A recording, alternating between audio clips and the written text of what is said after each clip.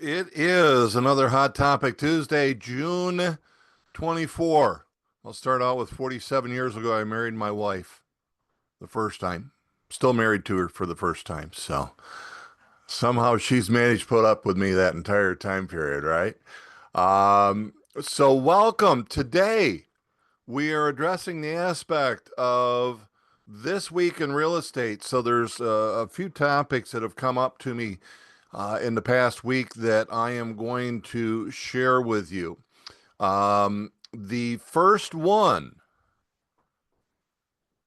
open houses. How many of you just, put it in? A lot of you are multitasking because I always know you don't put yourself on camera. Um, how many of you, if you could put it into the chat session,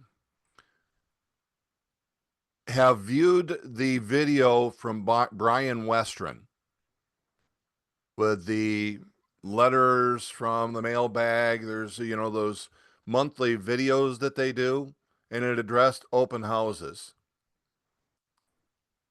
Anybody see that one? I'm seeing no. John, yes. Good. Don, not yet. Tanisha, no. Okay. So we've had a little bit of conversation about this previously. And the situation that we have, and this is something that I brought up back when the settlement first occurred, and that was because we are a designated agency company, and one of us takes a listing. Who represents the seller on that listing? The answer would be who? Again, if you like to silent type and you want to put in the chat, that's good. Otherwise, just a quick one. Yeah, Tanisha, you're absolutely right. HRC, it is their listing, right? It is the broker's listing. The broker is this non-living entity. So, being a designated agency company, what agent represents the buyer? Or excuse me, the seller, or we could take a buyer, but we'll deal with a home listing right now.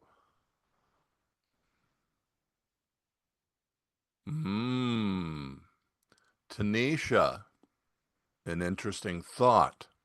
But do they? Or what do we have to do to be able to make that happen? So if you haven't seen, Tanisha put it in there that it is both the listing agent in a case of a open house. She's saying it would be the listing agent. And let me be really clear with this so that we don't confuse anything. You take a listing, you are the designated agent. You are the only agent designated to represent that seller. No other agent in our company represents that seller unless they have been designated. Now, let me give you an idea. My wife and I are both licensed. We both, when we take a listing or when we sign a buyer up, my wife and I both are designated to represent the seller, or if it's the buyer, we are both designated because we will both be working for. Okay? But what if, and we'll use Tanisha, what if Tanisha would like to hold our listing open? So this is Cheryl and I, we're holding a listing, or we have a listing, we've been designated. Tanisha wants to hold it open. Does Tanisha represent my seller? Michael, I see you out there. Michael's going, nope, nope. Don's saying no. Holly, thank you. No. Okay, you are correct. So then if Tanisha's going to hold my listing open, with the terms of the settlement, what must Tanisha do with every buyer who walks in the door?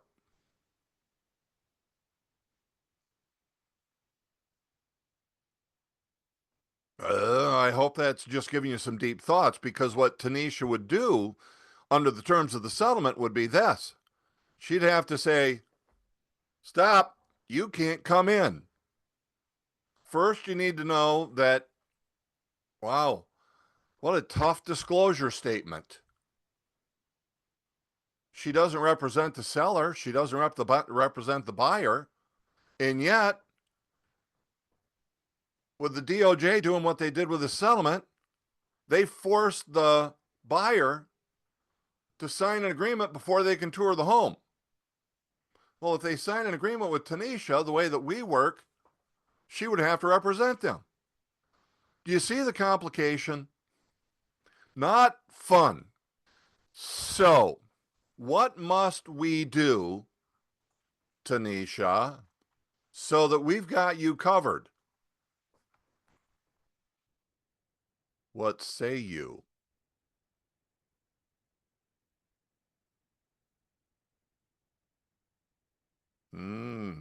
Anyone?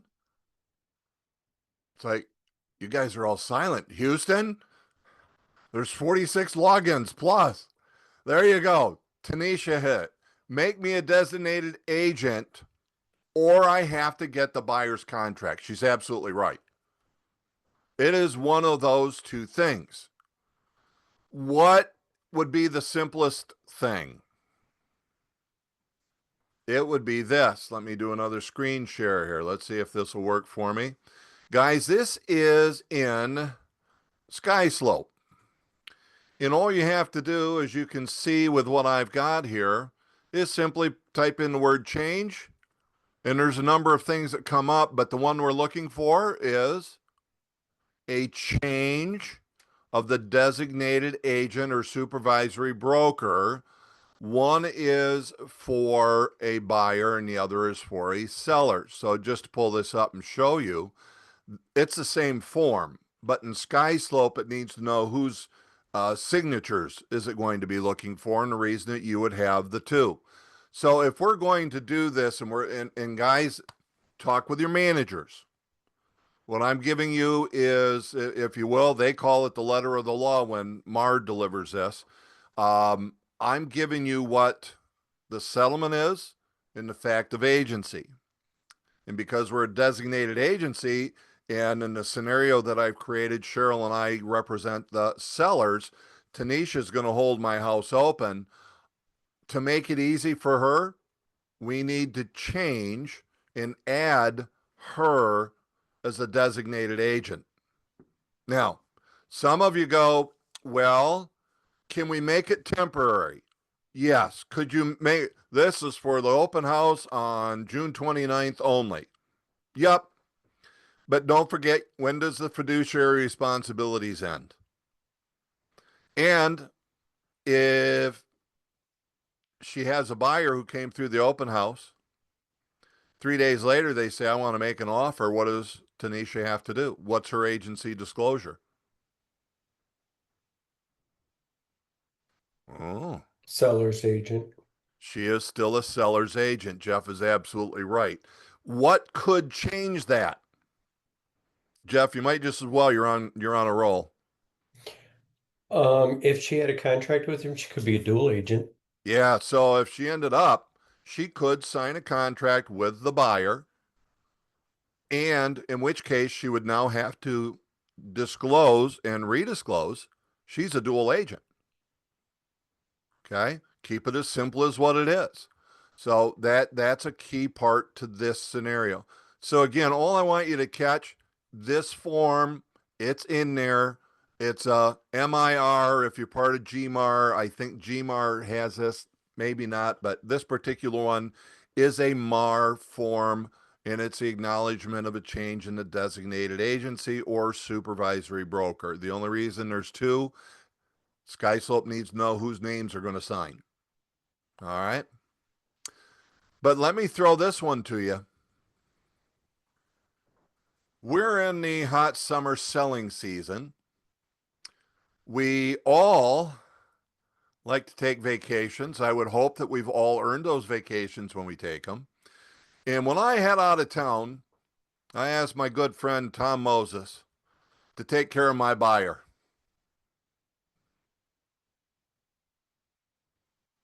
Get an idea what's going on? Thanks, Tom. What do I have to do?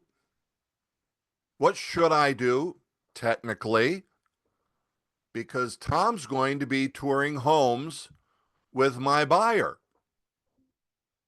I think, Jason, you lipped it. Gotta do the,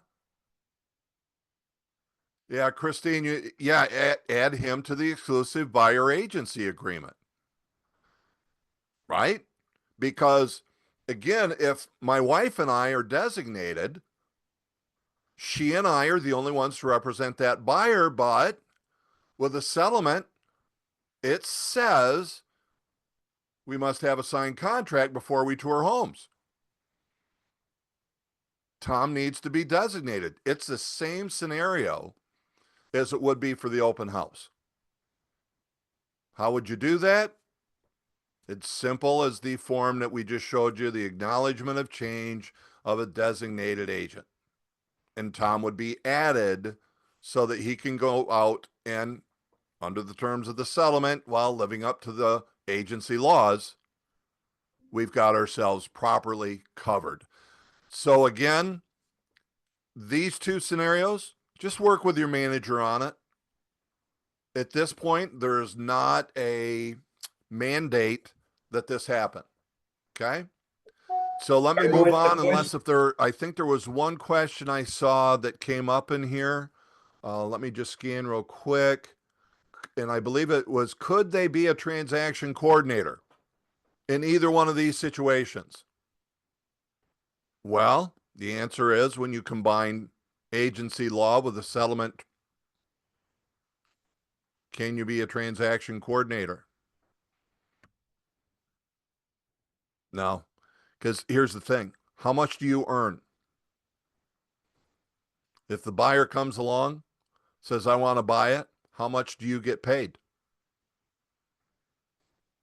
The only benefit would be is if they bought it during the open house. But here's the key. That buyer could go anywhere. And that's why we're not a fan. If you're going to show house, find out whether or not they will pay you. And if it's only for the homes that you show, at least you're going to get paid if they buy one. Okay. So yeah, stay away from the transaction coordinator. We are a designated agency company. Oh, Tanisha, great question. Would it be a sub-agent? In either of those two scenarios, would it be a sub-agent? This is always great. I got you thinking. What do you think, guys?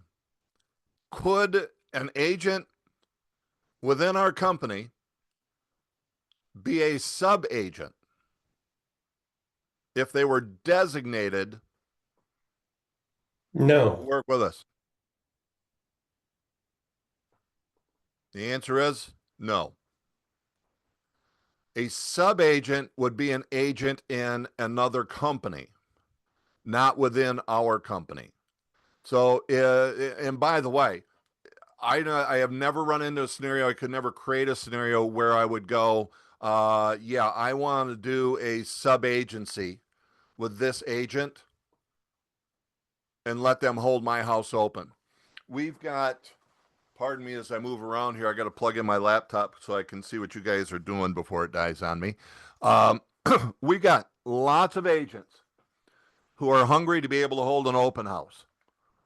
So there should never be a need for us to have another agent hold a house open and do it as a sub agent.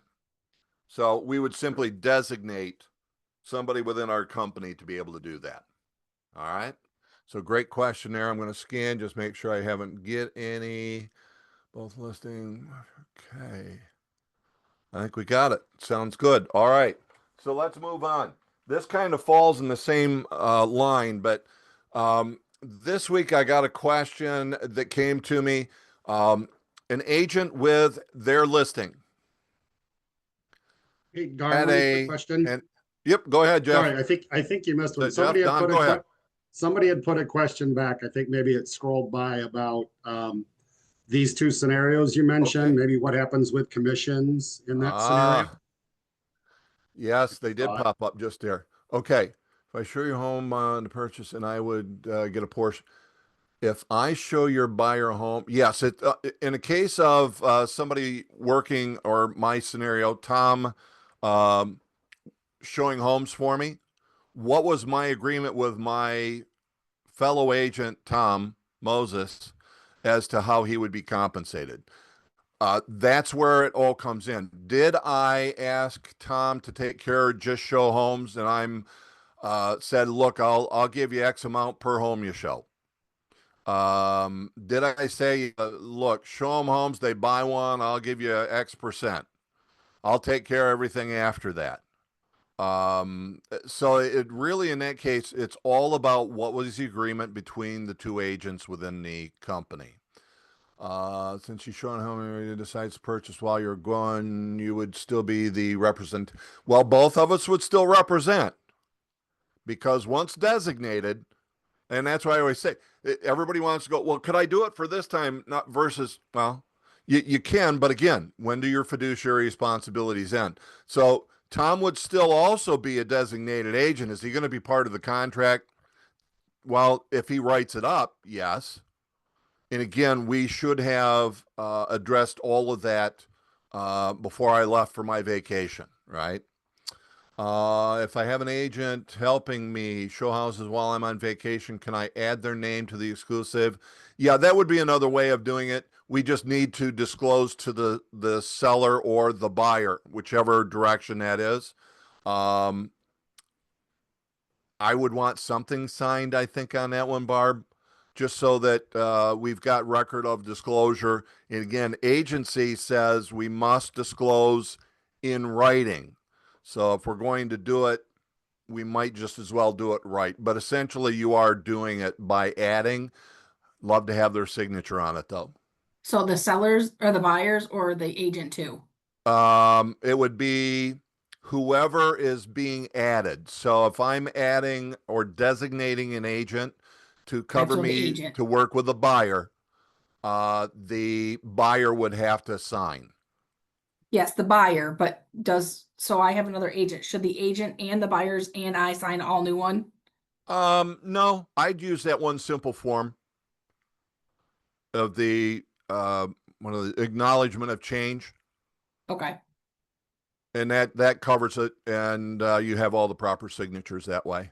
Matter of fact, that's a whole heck of a lot easier than doing a whole new buyer broker agreement or a listing contract.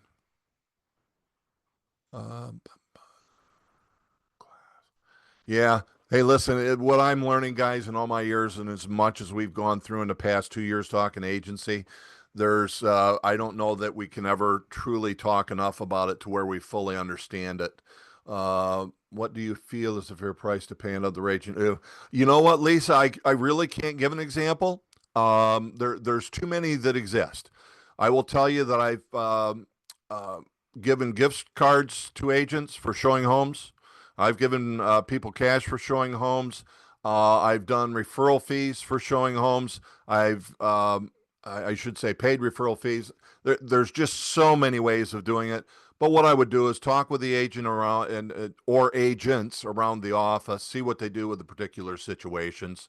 It could be more office customary than it could be anything else. Cindy, go ahead. I thought that you're, as a realtor, you're not supposed to receive any money besides from anybody else besides your brokerage. So if you're giving away cash, isn't Well, that it's not against? for showing homes. Oh, it's a birthday card. Guys, yeah. So Cindy, you're absolutely right. You have to be careful, and that's why I'm kind of going to the point of check around in the office with the agents. What have they done? Because here's one I haven't mentioned that is 100% legal. Tom and I work together all the time. When Tom goes on vacation, I cover him. He covers me.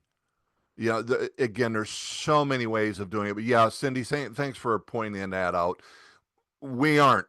There was a reason I mentioned the aspect of gift card. Okay.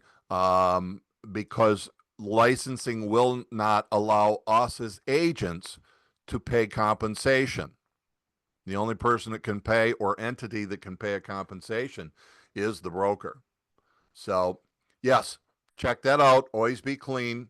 and have your backsides covered. I realize we were designated, but if we were not, yeah, John, yes. And yet it would overcomplicate it because everybody would represent everybody's sellers. Everybody would represent everybody's buyers. And we would have a whole new mess on our hands. Matter of fact, it creates, dual agency hell is the way that I've always put it. And most time undisclosed dual agency. Let's see. Right, just checking. Yep. All right. Did I get them all, guys? I didn't anticipate those two scenarios creating that many questions, so it's a good topic for us. Let me move to a quick one that came to me this week, and it was a broker compensation agreement for an agent outside of our company asking our listing agent to sign a buyer broker compensation agreement. Can she do it? Should she? Well, that's hard to say. Sally sold she's up. Anyway, should she sign that? Cindy, I saw you going like this right there, Don. Yeah, absolutely not. Again, our company directive, we no longer want to sign those. We do not want to sign those. Okay? Too many issues that's going to create. We want them to put it right onto the purchase agreement. They can ask the seller to pay that, because on our agreements, if we've done it correctly and the seller was agreeable, if we did 6 and they gave us direction to offer 3, then the seller's already saying that they're going to pay that. Cindy? The question I have, I know, I just had one that the girl's like, yeah, we will pay the brokerage fee or something. I knew we wanted it the other way. I knew, I was kind of thankful the deal didn't work out, because I know her broker is going to be adamant that you do it the way he says to do it. And what are you recommending that we do in that situation? Well, in a case where we're the listing broker and they say, this is the way that we want to do it, and it gets to the point to where we've got a belligerent broker who says, this is the only way I'll allow this buyer to do it, I'm going to need to talk to my manager. And my manager may have to elevate that, because, see, when we sign a buyer broker compensation agreement, we're saying we'll take responsibility to actually be the one to pay you. And we don't want that responsibility. So I believe that could happen. From an aspect of some broker, us on the buyer side, saying, no, you can't do it that way. I need you to sign a buyer broker compensation agreement. I don't know why they would ever request that, other than, and this is not being derogatory, ignorance. It's a lack of knowledge. So I think we just need to be real strong, and when somebody else is being real strong, we'll get with our manager on that. Actually, it was her listing, and she worded it in a text back to me that that's how they were paying it. And they wanted to do it. Wow. Let them, it's not my preferred, but it's my buyer's offer. And I think that's what listing brokers would have to understand. My buyer is making this offer, and this is the way that my buyer wanted to write this offer. And it's the way that my buyer wanted to make sure I got compensated. Okay. So still try to switch it up then, because just the way she wrote her text back, I thought, oh, that's what we just discussed not doing. And it didn't pan out, but if it comes up again, I kind of wanted to know what you thought. Yeah, I would stick right to my guns. This is my buyer's offer. What you and what you direct your seller to do would be really stupid, to reject my offer and make a counter to say that the listing broker is going to pay it. or if they signed the offer and then said, oh, by the way, you need to sign this too. Well, that buyer broker agreement or that compensation agreement, man, I'd like to see the one that would have us signing that the seller is paying and what this broker compensation agreement would show. Because they're asking for trouble on that one. Yeah, you got it, paying twice. Yep. So guys, on the compensation for somebody taking care of you, come to an agreement on how you'll do it. If it can be done paid through the company, that's the best way to be able to do it. Okay. If here, this is I can't tell you. Talk to your managers. What if we are at the same company? If we're at the same brokerage, if this is within company, and I think, Lindsay, you're talking with what we're talking on the compensation agreement. No, because our directive is we will not sign. That would not make sense. We should have the full compensation. And again, my directive is to still put it part of the purchase agreement because it is the buyer who's responsible to see that we get paid. Okay. Greater Lansing buyer broker compensation is in the listing agreement, which means the seller has already agreed to pay broker compensation. Correct. As is probably almost everybody's.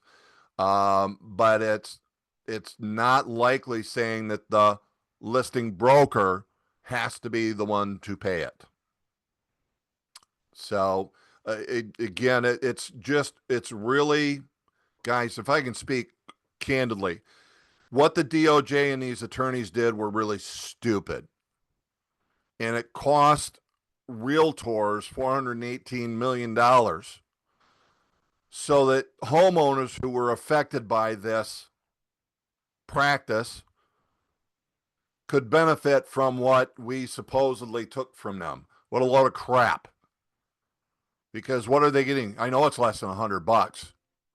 Who made out? The attorneys. What's the DOJ doing?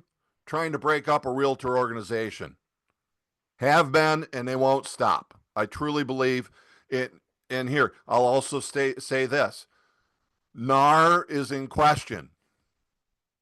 Many of you have started asking, what is the benefit of the National Association of Realtors? You pay them all this money. What are you really getting from them? NAR has to prove their value. So the DOJ is really after the National Association of Realtors.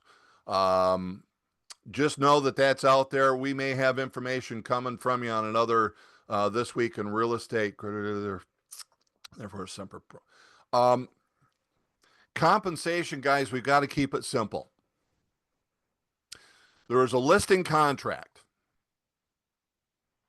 That's with the seller. There is a buyer contract. That is with the buyer. The one thing that this settlement said make real clear is that the buyer is responsible. Well, the buyer has always been responsible. But now clearly, they're paying it unless if they find another way to be able to do it. Okay? Therefore, for us on the listing side, we've got our compensation set up. If we have both sides of it as a listing agent, we get paid. On the buyer side, think of this. The buyer is paying me.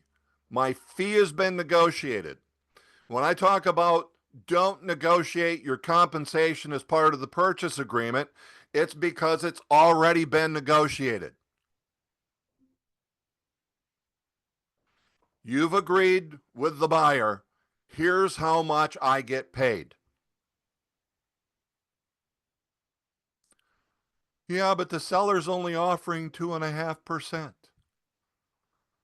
Who cares?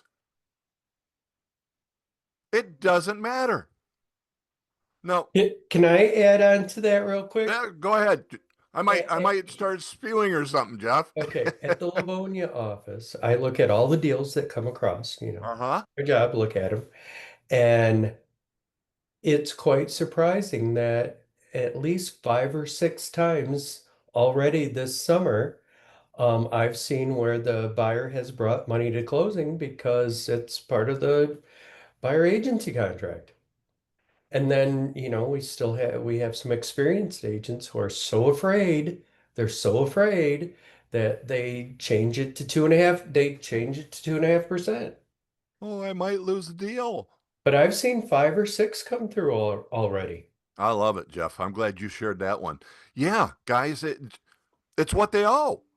It's what they've agreed to. The only way it should be an issue in reality is if you never told them. That's where the buyer interview comes in. So, yeah, don't negotiate your compensation as part of a purchase agreement. Your compensation as a buyer's agent has already been negotiated. Get it? It's just what it is.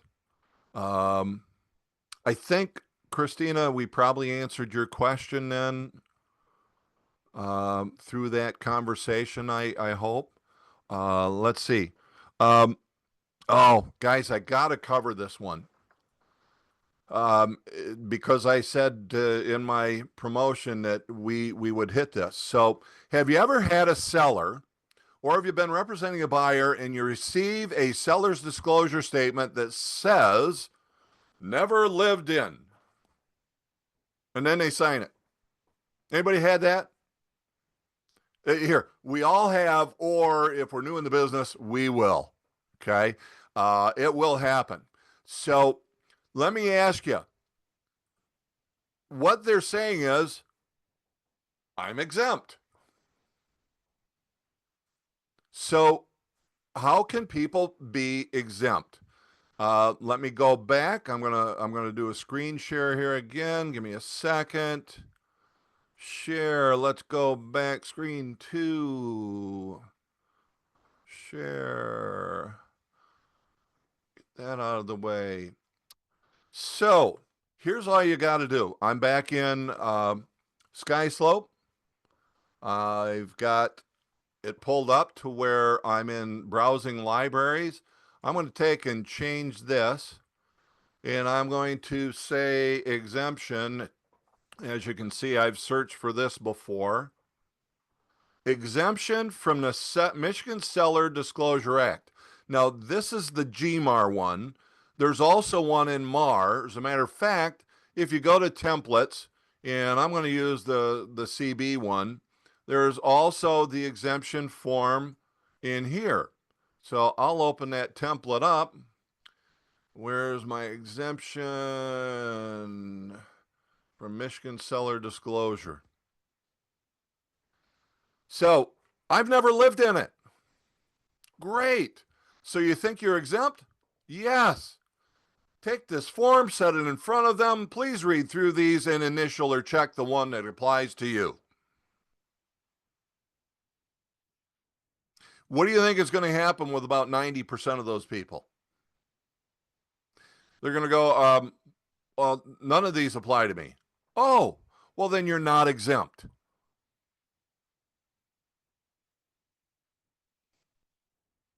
Now, by the way, I'm not going to be that big of a, I'll say it, smartass.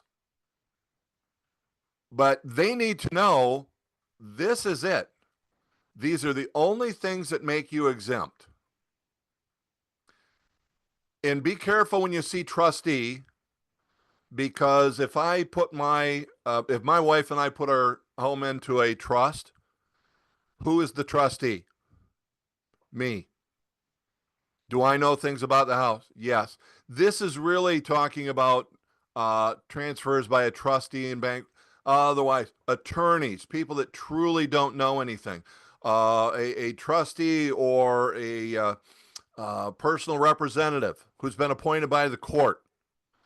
The key being, guys, know that this form exists and use it when somebody says, well, I've never lived here. Because how frustrating is it to get one and it's a flip house?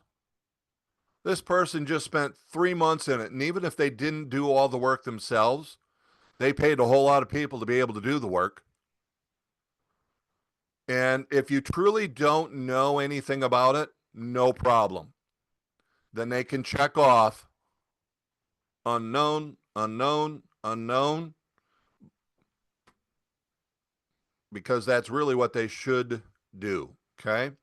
So I covered that one. You know, we had an interesting one come to me this week where um, they said, Darwin, I've got an offer coming to me on my listing, land contract terms, and the buyer wants to do it in such a way that it's not interest but fee. Why would anybody want to change from the term interest to fee? I just want you to know, because I did not have an answer for them outside of I would check on legal counsel and my title company to see whether or not they've run into it. But there are, I'm going to use the term cultures, where it is in their beliefs that they cannot pay interest. So they'll go around and call it a fee and do it's the same thing, but apparently it works for them. So I wanted to bring that one out because you could run into that. And as I put it, there are ways around it. But if you run into that, check with your manager and most likely the title company, because the title company might have guidance because they're most likely to have had to address that previously. Did I get Hey, everything? Darwin? We got those key ones. I did. Hey, Darwin, Yes, sir. can we go back to the disclosure for 1 second? Yes. So in fact, it's appropriate timing because I'm actually getting ready to list my mother's house like today, tomorrow. Okay. I'm selling it. She passed away last year. I'm selling it Sorry. now. Am I better off if I fit one of the categories for exemption because I'm selling her house and I've never lived there? However, am I better off filling out the disclosure form anyway? Because to your point, I have been working on the house and doing some things over the last few weeks to get it ready. I know some stuff, but not everything.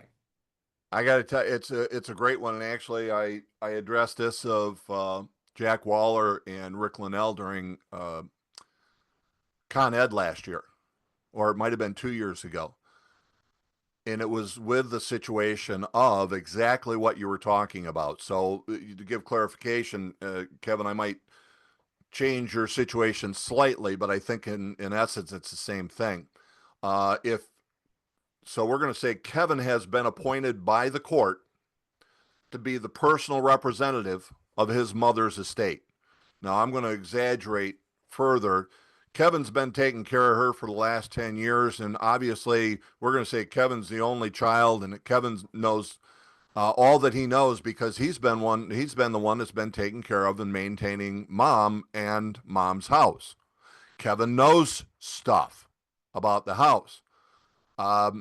And I said, so here's the question. Kevin's exempt, but he knows stuff. Well, I will tell you, between the two of them, there was not a clear answer. So, Kevin, I'm not going to be a whole lot of help other than an opinion. And my opinion is disclose, disclose, disclose. Yep, Alice, who's been at this as long as I have, she's nodding her head too. Disclose, disclose, disclose. And I think it was Rick who said, I just don't know that I would ever tell anybody who's exempt that they should disclose. So you have to be careful. You're walking a tight line. And yeah, I'm recommending to you because you're an agent. We'll call you my friend too. But I think disclosure is the best thing. What would I do with somebody else? I would simply inform them, well, look, you are exempt and you do not have to disclose. Now, if you have knowledge of any material defect, you must disclose. Otherwise, if you know that there's a cracked heat exchanger, just because you are exempt doesn't mean you don't disclose that. That's a material defect. Okay. But the seller's disclosure itself, you are exempt. You do not have to. So, But you still Darwin, could. I was told by Rick Linnell that in this case, yes, of course, disclose, but as an agent also selling mom's house, you're Ooh, held to a higher standard if I it ever didn't went think to about that, court. Jeff. And also the same thing with landlords who put on their exempt. They're held to a higher standard in court also. I So, love that. Which is What do more you to the mean by point higher of standard? yes, disclose. So great addition, Cindy. Do you, okay, are you recommending putting that in writing then? Because I mean, I had a son-in-law that the mother passed, and he insisted on filling it out because he knew everything about it. Well, we get to close. He let the guy move in a week ahead of time. I told him not Oops. to because it's a nightmare. Never do it. And they get in it. Thank God the closings were separate. They almost didn't close it because the gas burn or fireplace wasn't working, which may or may not have been this the pilot light was out because everybody was at the closing. It took like 2 hours. You know, at that time we were kind of just telling people because it wasn't when it first came out. Um, you don't have to fill it out, don't fill it out. Well, he filled all of it out. Anyways, let the guy move in early, and then the fireplace wasn't working. I mean, do you fill it out and just say, this is to the best of my knowledge? I haven't lived there, but these are the things that I do know of. I mean, I think. Yeah. So literally, they're going to answer. I'm going to tell them the same thing I would tell anybody. Here's the way you do this. It says, I'm a homeowner. In your case, I'm the son of the homeowner. I've helped maintain the property, and I'm going to answer these to the best of my ability by saying, yes, it works. No, it doesn't work. It's not applicable because it doesn't exist. Or I don't know if that fireplace worked because I've never used it. I've never seen it lit. So it would be unknown. Now, he's covered himself in that scenario because the buyer should be able to look and say, well, gee, well, shame on you, Mr. Buyer. You did your inspection and you didn't check to see if it worked. I didn't tell you it didn't tell you it didn't, because I didn't know. So that's we just need them to go carefully line by line and answer it to the best of their ability correctly, is the way that I would put it. Great question. Great clarification. Yeah, he put on there that it was in good working condition. Oops. Yeah. And I mean, he didn't listen to anything I told him not to do. He went ahead and did it anyways. There was like three things. And I was like, okay, go for it. So, Yeah. yeah, You know, he put the on one it thing to was in remember, good and Chris, working condition. yeah. Christina, you know, put a great one here. Guys, you can always add to the seller disclosure statement. If you need to go that, look, I've been an appointed personal representative, although I am exempt from disclosure. I chose to do this based upon my knowledge of taking care of my mother over the past 10 years. You can write that out. But at the same point, I always say less is more also. But, you know, cover your backside, guys. You've heard me talk about the old Latin proverb. If you haven't, it's called Anus Protectus. Yep. Okay. I had to see some smiles, just make sure everybody registered with that one. How about the scenario where a person is signing as attorney in fact, power of attorney, and sign a blank disclosure saying they never lived there? That it's wow, truthful, but they're signing on behalf of. So I would have to think that that would not be appropriate. And you can see my eyes rolling as I throw this one out. If they have received POA, they need to get that completed by the seller and sign on behalf of the seller. But if the seller can complete that, the seller can sign that. Yeah. A power of attorney is not exempt because that's saying that the individual who's given the power of attorney is still of sound mind and body.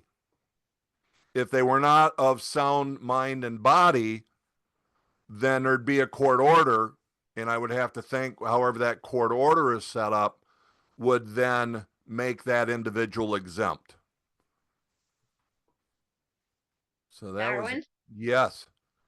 I have another question. Okay. Since we're coming up with people, you know, we've had several cases just at our Greenville office. There were 5 women that their parent or mother-in-law was coming down with dementia.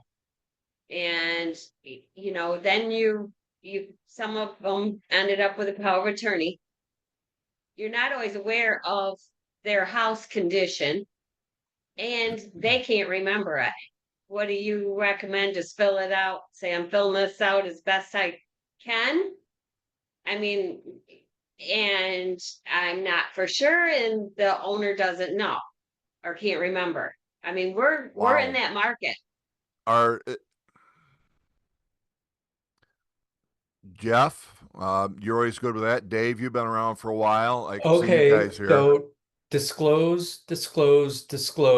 Hey, we're attorney for mom. She has some dementia.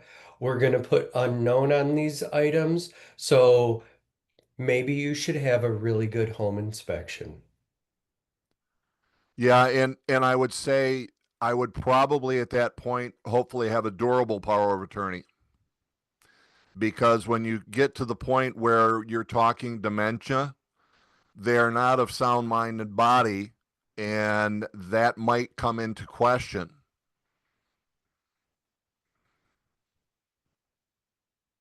Go ahead, Cindy, if you had that question yet. I'm sorry. It is a durable power of attorney, you know, because of this. There's trust set up already, but and I So the just took only the thing that could ever come SRES up a class. question with that one is, were they of sound mind and body at the time of signing? If they were, you're probably fine. And who's going to question that? So you should be good. Okay.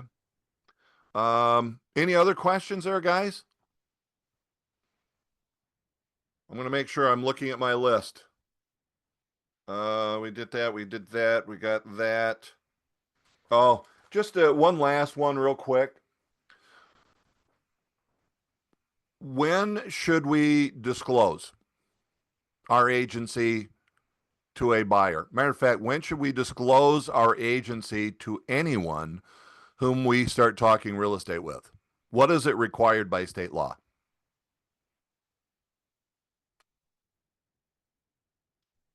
Who wants to jump off and hit that one? Isn't it before there's any confidential information shared or disclosed? That's a great one. Yep, and a couple of you online got that too. And yeah, you know, Christina, you're hitting it pretty closely there, but it's at the first conversation. So I think, Don, you did a really good job there. Prior to the exchange of any confidential information is the easiest way that well, here, I could, matter of fact, you'd probably tie my hands behind my back and I could still roll that off my tongue. So prior to the exchange of any confidential information, we must disclose how? Verbally? Christina hit it, in writing. Now that's a state law. Okay? We just need to know that that's how we're supposed to do it because we have to deal with reality. Okay? We are, well, we're salespeople in a way that you're going to hear me refer to this as we continue to move forward, is we use a consultative style of selling.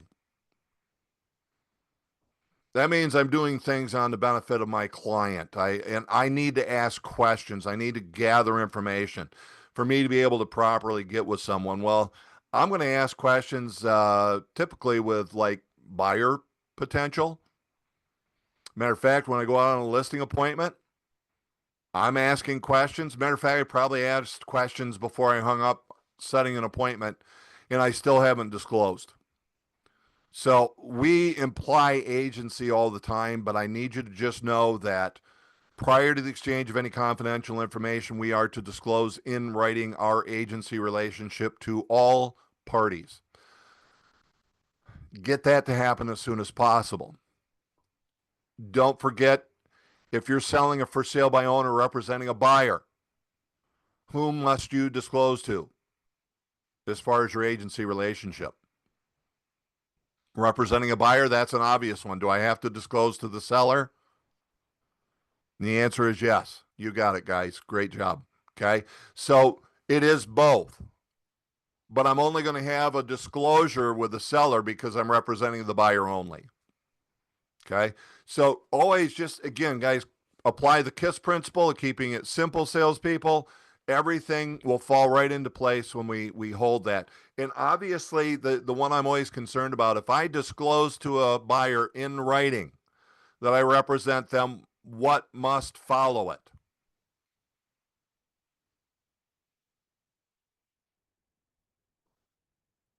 Chat room. I just disclosed to a buyer. Yeah, thank you, Christina. There you go. Holly, Kevin, great. Yes, guys, it is the agency contract because we've already, through all of our questions, all of our actions, implied we represented that party. I must sign a contract once I've got that disclosure in writing because now I put it in writing, implying my agency through that agency disclosure. I need to have that contract to follow, be it a buyer or seller. Okay. Guys, I don't have anything else. You got anything else for this week? I do. Go, Kev or Jeff. If you don't mind promoting, Dave Rowe and the Livonia office are having Oh, the lay it AI out there, buddy. class tomorrow. So these two have put together, and well, Jeff, go ahead. Tell them all of what you two have got set for it. So if anybody was at Ignite last year, um, Jay Bellinger put on an AI class and it was so popular, he's put it on other places like Nagpur. So Dave Rowe was like, no, we have to have it at our office also. So we are having it at our office tomorrow at from 1 to 2. It's just an amazing AI class to get everyone started. So if you haven't really been brought up on what is this AI stuff, Jay does a great job of explaining all of it, helping you understand it, and dropping the tidbits on how to be able to build it into your business. So tomorrow, Livonia office on 6 Mile. What time, Jeff? 1 o'clock. 1 o'clock. So feel free to just drop Lunch in. is served also. Oh, lunch too. Can't beat that. Hey, next week we are off. No hot topic next week. Spread the word. No hot topic next week. We will be the following week, and we're going to be talking with the tech team with Back at You. So I've asked him, I said, you know what? I haven't really used it to the fullest extent. I did the original setup to Back at You Media, and that's all I've done. If you're as guilty as I am, let's find out all about what it can do for us so that we can figure out what we want to use. And I will share with you the week after that, we're going to talk open houses. And I've got Sally Hendricks, who has frankly turned her business and many agents' businesses in an upward direction dramatically through open houses. So we're going to have Sally joining us that following week. So next week we're off. Then we do Back at You, then open houses. And guys, if you got suggestions, please send them my way. You got questions. It's how I come up with these topics to where we can get back out there and go, oh, wow, I didn't think about that. Let's learn from everybody else's experience. So with that one, guys, I'm going to wish you God bless America. Have a fantastic July 4th because I won't be seeing you next week. Have a great week.